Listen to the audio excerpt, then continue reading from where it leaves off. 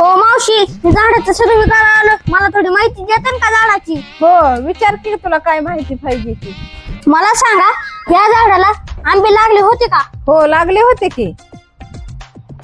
किती लागले होते? लय लागले होते. खायला आंबे गोड होते का? लय गोड होते.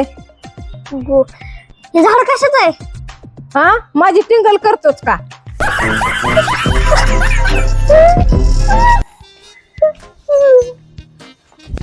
आईला झाडाचा सर्वे करायला गेलो, मारच खाल्ला. चला आता दुसरा सर्वे करतो.